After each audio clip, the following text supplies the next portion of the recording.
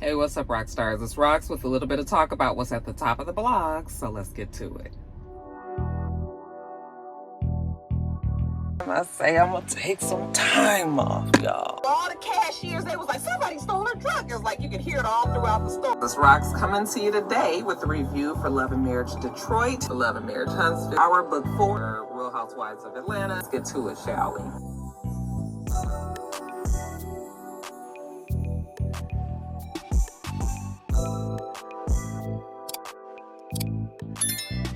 All right, you guys, first story up, we're going to open with a little bit of politics, just a little bit, you guys. We have to talk about Cory Booker and his tremendous dedication to the Democratic Party, and not only just that party, but our nation.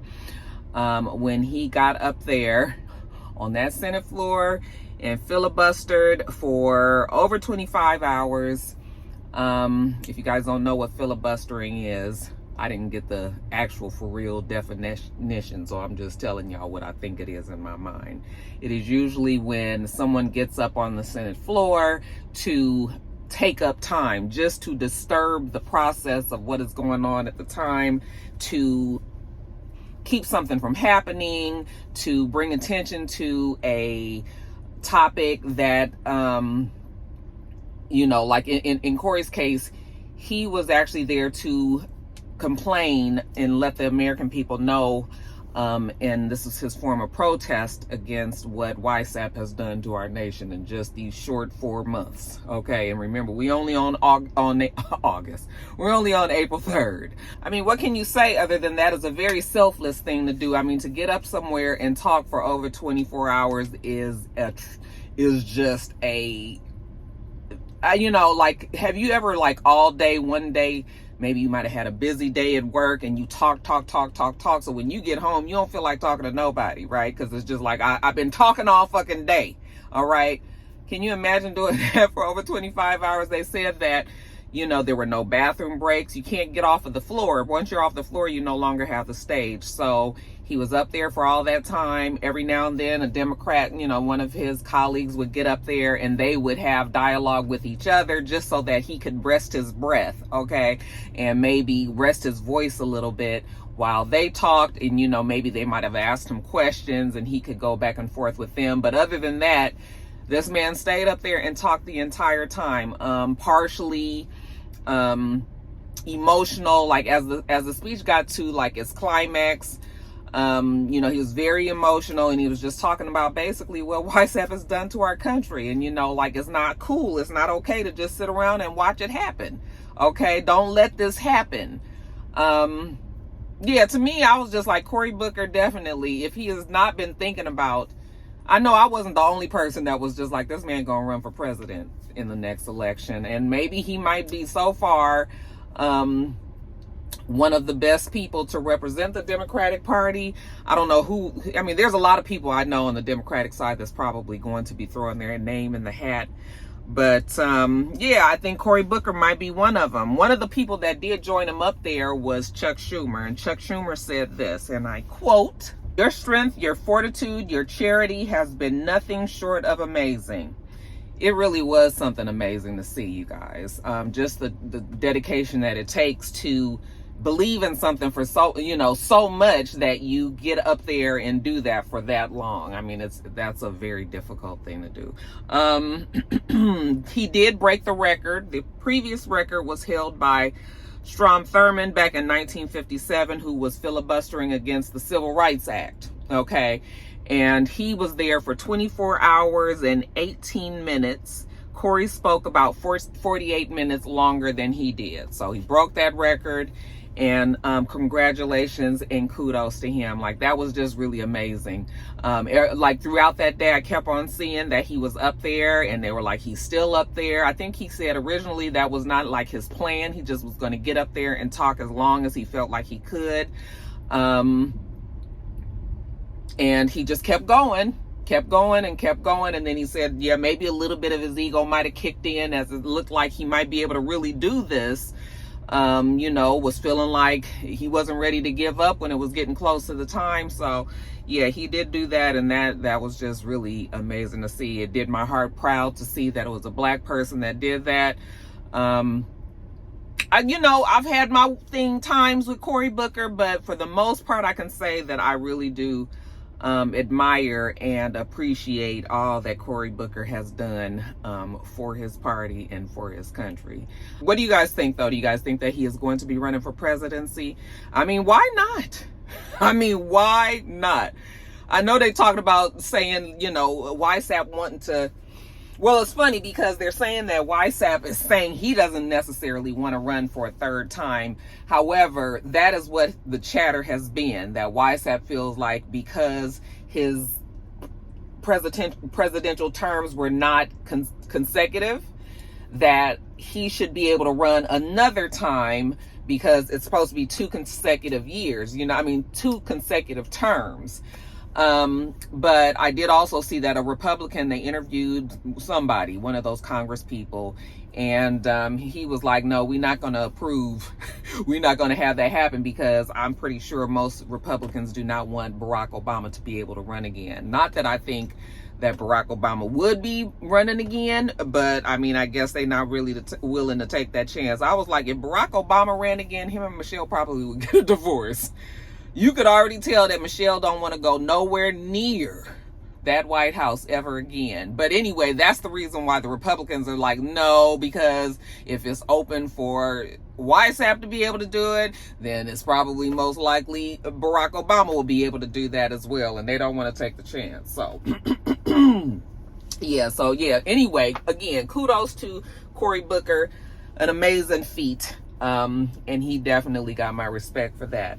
Let's also talk about damn Elon Musk, child. I'm telling you, that Elon Musk has put his foot in his mouth, and I'm loving it. You guys saw that the Wisconsin had a special election for the Supreme Court seat. We had Democratic Judge Susan Crawford. She was running against Judge Brad Schimmel. I think it's Schimmel. And she actually won. And, Wisconsin is one of the swing states. This was like an important seat for them to have, and they lost it. And now we have Judge Crawford as the new Wisconsin Supreme Court judge. The Republicans went into a fucking tizzy. They were like panicking because it was just like the fact that this woman now is going to have the seat, that means that the districts can be rewritten. Back in 2023, the Supreme Court had found that the drawing of the districts was unconstitutional. Okay. But it never got changed. And so it was a Republican that was in the seat. It did not get changed. And so now that we have a Democratic person that's in that seat, we can pretty much be sure that she's going to redraw those districts. And when she does do that, then most likely the Republicans are going to lose a few seats. They're going to lose their majority. They cannot really afford to lose the majority because they have a slim majority. I think it's only like 3 or 4, between 3 and 5 people, or 3 and 5 seats, I should say. So they cannot afford to lose anything. And the fact that they got this woman beat this Democratic judge beat the Republican. Yeah, they are worried about that. They're pissed because Elon Musk was at the helm. He was definitely the one that was like pumping up like how important this race was, this election was. To me, it looked like he was trying to buy the election. He had told everybody if they came to this last rally right before the election happened, the night before or a few days before, whatever. He had said that he was giving out $2 million checks randomly. It's like 2 or 3 people, and he actually did do that. But to me, I was like, that shit should be illegal, but because to me, the only reason why you're having all this group of people come and see is so that you can give them money, or so that they can have the promise of possibly winning this money or something like that. That shit should be illegal. However, it's not. He did give away a couple of checks. At least we saw him taking pictures with people with checks or whatever. But what I'm saying is The fact that he got up there and was just like, oh, we got to do it. He threw all millions and $1 million behind Schimmel. He was like the voice and saying that, the Republicans, they need to get out and vote, because if they lose, then it's going to be subpoenas, and there are going to be nonstop impeachments. And, he really tried to make it seem like it'll be really bad if we lost this seat. Well, the thing about when you talk on the mic to the Republicans, then you know what the Democrats are listening to. And I like to think that the Democrats in Wisconsin, and maybe some Republicans who's sick of this bullshit, decided to get out and vote for sure. Because, special elections, a lot of times people don't participate. But I feel like maybe the people did get out because of the fact that Elon Musk was up there saying that, they needed to, and made a difference and voted that man that was in that seat out. We've been seeing Elon Musk tap dance all over our nerves ever since YSAP was elected. And now that they've lost this Wisconsin race, I think that the Republicans was giving him some space to maybe do what he do, and see if YSAP knew what he was talking about when he said that Elon Musk was like the person for the job. Well, now that they lost that race, I think the Republicans are over it. They're ready for him to go. They are clamoring that he needs to be removed from the DOGE. Was it Doge? He's saying that he's not stepping down from his position. However, YSAP is now not quite so, he ain't standing so firm on being like, Elon Musk is staying in that position and, he's doing a great job. I mean, YSAP will still say he's doing a great job. He's going to say that whether he is or isn't, because he does, he doesn't want to look like a failure putting this man in place. But YSAP was like, yeah, you don't know. He doesn't know, but it looks like maybe Elon Musk will be leaving soon. He has many businesses. He has many businesses that he has to tend to. He's doing a good job, but he has a lot of businesses and he needs to go. I was just like, whatever. The news were saying that he was only there temporarily anyway. It's considered this is not what it is, but it's just like when you come to America and you get a temporary visa. That was kind of like what happened with Elon Musk. They just had him temporarily there. I think it was only supposed to be 90 or 120 days in position for him to come in there and fucking slash thousands and thousands and thousands of American people's jobs. Okay. I guess he did what he was supposed to do. He came in there, he wrecked shop, and then he left. He's going to leave a mess behind. The tariffs go into effect today. We'll see how that leaves our economy. I think everybody still is on this whole wait and see, trying to see what really are these tariffs going to do to the product that we purchase. We have an idea because we saw how things kind of went up during pandemic, but this is on a whole nother level. So these reciprocal tariffs and taxes that we are now having to face, yeah, it's going to be an interesting, next couple of months just to see how that really does affect our pocketbook. In the meantime, the Republicans was like, okay, Trump, we played nice with your boy for a little while, but, the motherfucker got to go now because he is making things worse. It's one thing to get up there and, tap dance and do a little thing, give away a few $1 million and whatever and entertain the people. The Republicans will let you do that as long as they still get to what they was trying to do. If you get up there and do all of that and then they lose, okay, then they ain't got no use for you no more. So, or Democrats too, for that matter. So, yeah, that's what's going on there with Elon and YSAP. Also, you guys, the TikTok situation. You guys know we still on the click clock for the TikTok. A little rhymesy, y'all. Yeah, we still on the countdown for TikTok to be cut out or made an American company. TikTok already said they was not selling. However, people still, I guess, continue to throw their bids in. Amazon is the latest company that is trying to put in a bid for TikTok. TikTok is saying they're not even taking that bid seriously. I don't know if he didn't offer enough or if it's just the fact that they said that they're not going to sell their American company. I don't know what the date is. I know that YSAP also said from inauguration that, give them a little time 90 days or something like that. I think they extended it for, and then he would return to it. So it's about that time. He said he gonna talk to it with his junk drawer, and they gonna come to something. But yeah, TikTok is still sort of in lingo. We don't know. I still feel like TikTok is gonna go away, but we'll see. We'll see. Hell, WhatsApp been busy over there making everybody's fucking lives miserable with his his vice president Musk, you know. So yeah, but WhatsApp been a little busy, but he say he gonna sit down with the crew and he gonna see what, you know, they can do for y'all. All right, that's enough politics, y'all. Moving on to the next story. All right, you guys, so this morning on my way to work, I heard on the radio that the prosecution is wants to revoke Thug's parole.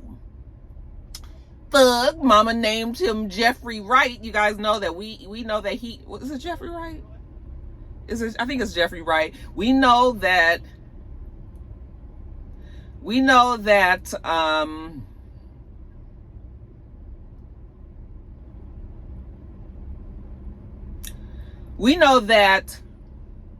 my whole train of thought from this man was gesturing in front of the car, you guys.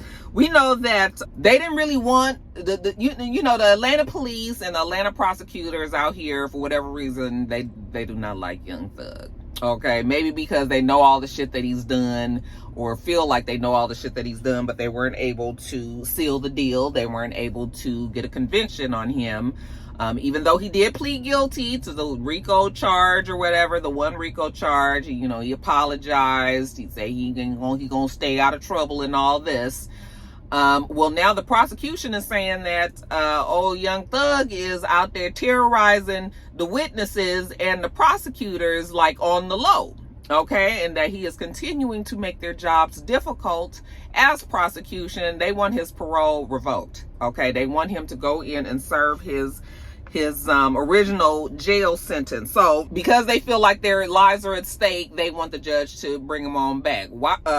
Thug put out a statement that says, "I don't make threats to people. I'm a good person. I would never condone anyone threatening anyone's, or definitely participating in threatening anyone." Okay, that was the quote that Thug put out. I kind of laughed at it because I was like, if he is knee deep in some shit out there, if he is outside for real like that, you know, people gonna read that. The ones that know about it gonna read that and roll their damn eyes. But his lawyer, Brian Steele, is maintaining that, you know, Young Thug, those 18 months that he was in jail, that was enough for the man to be on the straight and narrow, and that he's not doing the shit that the prosecution is saying. And the prosecution, you know, he's saying that the prosecution are almost obsessed with Young Thug. I do have a feeling that the Atlanta police, they are like determined. They want to get a conviction on one of these rappers so bad. They haven't been able to do it. I mean, they did it with Thug. They did it with Regine's ex-boyfriend. What was his name? Y'all know who I'm talking about. They're now trying to get Lil Baby. That looks like that's the next person that they're trying to bring a RICO charge down on. You guys, I told you about that shooting and that where he had that video shoot.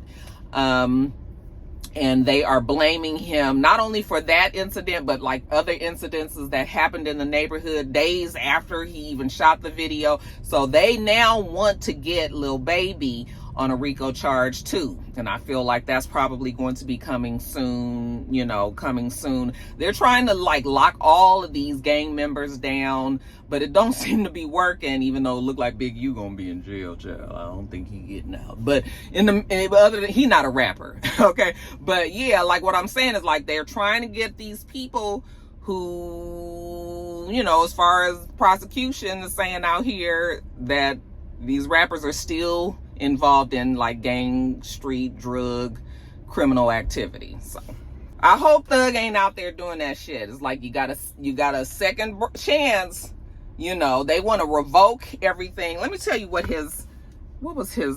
excuse me. You guys remember he was sentenced to time served, a 15-year probation, and a loaded 20-year sentence that would be activated if he violated the terms of his probation. Okay.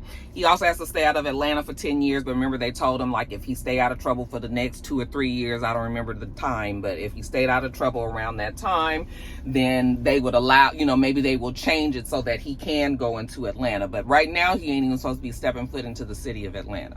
Okay. Unless it's for like a wedding or a funeral, or something like that. Other than that, he can't just be willy-nilly out here in Atlanta, having a good time. So there's that. But I'm just like, damn, is Thug really still out there like that? Or are they harassing this man? I hope he ain't out there like that. Like, I really, really hope he looked like he was done for by the time he got out of jail. And I thought that meant that he knew he didn't need to get in any more trouble. So I don't know if it's a case of the prosecution and the APD having just issues with a lot of these rappers out here, period, or if there's something else going on. If there is something else going on, Thug, you better be careful. You better kind of rethink your moves, because they are watching and they trying to come after you.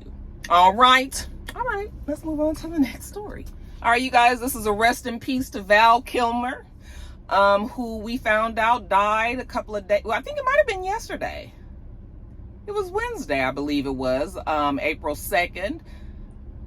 They say that Val Kilmer, now we knew that he had throat cancer. I think he was diagnosed back in 2015-ish, and he had a surgery on his throat, and they tracheotomy. So you need your trach to be able to talk. So after that, he didn't really have much of a voice. He could barely talk. So that, of course, affected his acting career, even though he did come back, and he was in Tom Cruise's Top Gun Maverick, when they came back, and he reprised the role that he played in the original Top Gun in this one. And I know people were like, well, he was talking in the movie, but they had digitally enhanced his voice. Okay. So they really wanted Val Kilmer in there, because, that's a lot to have to do. It'd be doing voiceovers for a person, that is actually one of the main characters in the movie. But yeah, you guys, Val Kilmer, we've known him as Batman. We've known him in Top Gun, like I said. My favorite role of his was Doc Holliday, that he played in Tombstone. I'll be your Huckleberry. You guys remember his role there? That's one of my favorite Val Kilmer movies. Every time I see it on the TV, I definitely sit and watch. But anyway, yeah, you guys, they say that he died not from the cancer, though. His daughter, Mercedes Kilmer, put out a statement and said that he actually had died from pneumonia. So he was still, I guess, actively fighting cancer, but also had fell ill to pneumonia, and that is the way that he died. But yeah, you guys, again, gone too soon. I mean, he was only 65, but cancer don't have no age limit, no age requirement. It's gonna give you cancer. You can be a newborn baby child born with cancer, or you can be a 95-year-old person with cancer. It's just so indiscriminate. Yeah, y'all, cancer, fuck cancer. Okay. He had 2 children. The daughter, Mercedes, I believe he also had a son. I didn't get the name. He used to be married to Joanne Whaley. They were married for 8 years, but they were divorced. So I don't think he was remarried. Scores of family and friends and fans all over are going to be saddened. Again, like I always tell you guys, the fact that he was an actor and all of his work will still be here for us to enjoy. At least his legend lives on, but he was 65 years old. Rest in peace to Val Kilmer. And then lastly, you guys, just a real kind of quick story. T.S. Madison opened a trans safety house, and I think that is remarkable. You guys, we know that T.S. Madison is a transgendered woman, and she wanted to create a space where people, transgender women that were getting out of jail, that they would have some place that they can lay their heads safely until they can finish re-entering the community. Transgendered women, there's all these statistics about transgendered women in jail, how transgendered women are more likely to be sent to jail or to prison. And then, once they get out of jail, I mean, you already know it's difficult for a what do you guys call it? A cisgendered man or woman that's just recently gotten out of prison to find a job. Well, just imagine if you are a transgendered, I would imagine man or woman, it would be difficult, but it's probably harder for a transgendered woman to re-enter and get a job for what may be, you know, some obvious reasons of, you know. So T.S. Madison decided to open up this safe house. It's called the Sisterhood Alliance for Freedom and Equality, or SAFE. They are a member of A New Way of Life's Safe Housing Network, which has like over 30 programs and facilities that do the same thing that T.S. Madison is doing. It's just helping transgendered people that are trying to re-enter society, you know, give them somewhere to live when they get out of jail. Their families might not, you know, people may have turned their backs on them or whatever. It's just kind of giving them a place to kind of recollect themselves, get themselves together and presentable for the, you know, for the rest of their lives. And I think that's a great thing. I think that's a great thing. T.S. Madison is a very outspoken person in her community. And, you know, to be able to be in the position to help the people that you know from experience what they face, I think that's spectacular and very selfless. Okay, so thank you very much, T.S. Madison, for the transgendered people. I hope that she continues to do that. Maybe she'll open a few more, you know. And then lastly, you guys, just while we talking quickies, Yolanda Saldivar, yeah, the judge said no. No. Okay, remember Yolanda Saldivar, who is the woman who killed Selena. Anything for Selena.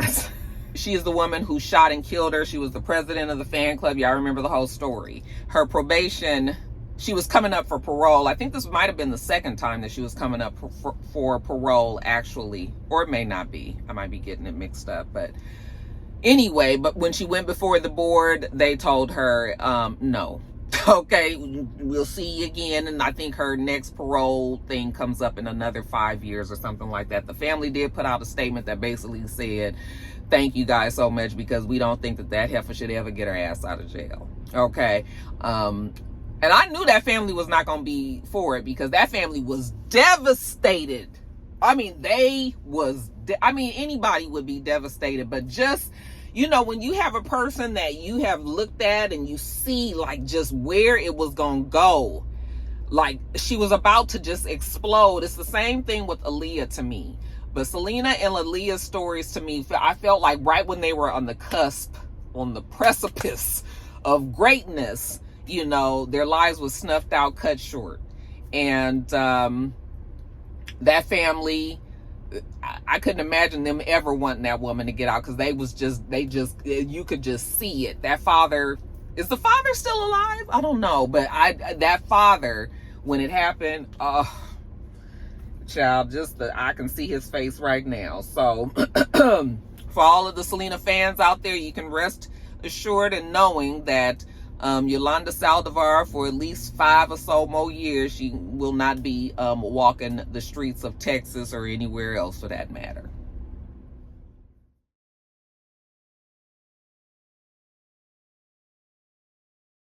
All right, y'all, that's that on that. I'm gonna get on off here. I need to run into Best Buy, but I'm gonna come back because I got to do the second top of the blog. So we do this every single week, so make sure you thumbs up the video, comment, and subscribe to the channel, and make sure you come back.